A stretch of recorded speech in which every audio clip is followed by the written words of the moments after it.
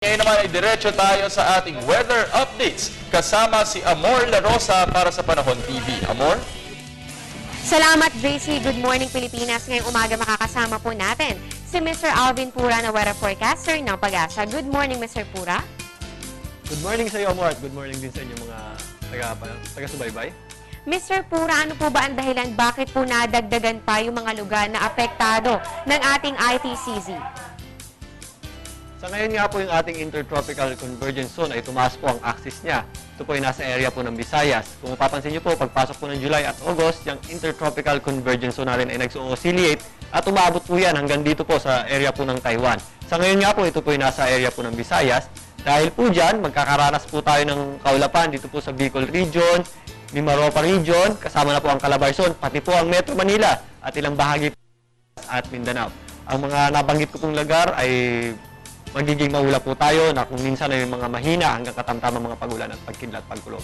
Ang hindi naman po inaabot ng ating kaulapan ng ITCZ ay magkakaroon po ng bahagyang maulap na kalangitan na kung minsan ay nagiging maulap, lalong-lalo na sa pagsapit ng hapon at gabi at meron pa rin tayong mga localized or isolated na thunderstorms at rain showers.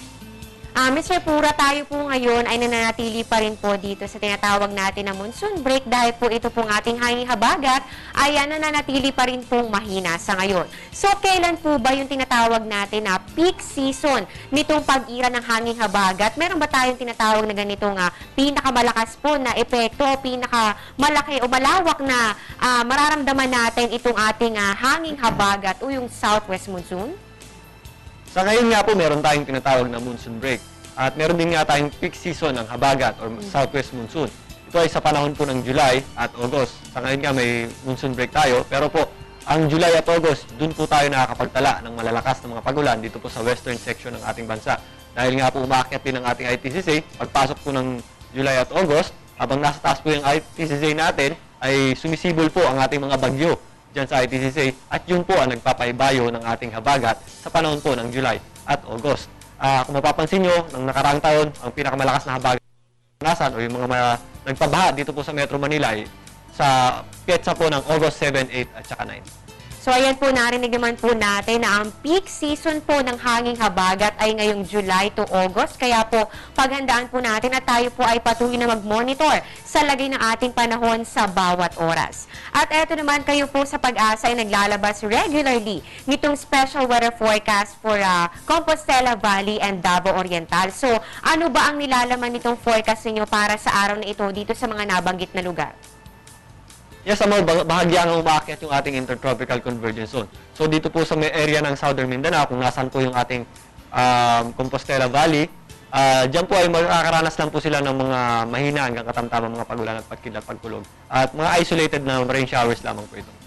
Mr. Pura, ito naman na nabanggit po ito mga nakarang araw na ngayong pong buwan ng Hulyo, inaasahan natin na meron tayong 2 hanggang 3 bagyo na papasok sa ating Philippine Air Responsibility. So, sa mga oras sa ito po ba, meron na ba kayong namomonitor na ano mga sama ng panahon o mga kaulapan na posibleng maging low pressure area o bagyo sa loob o sa labas man ng ating PAR?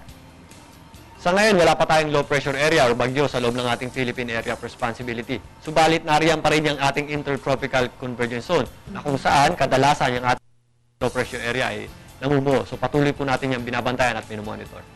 Ay, maraming salamat, Mr. Alvin Pura, sa ibinahaging impormasyon tungkol sa lagay ng ating panahon.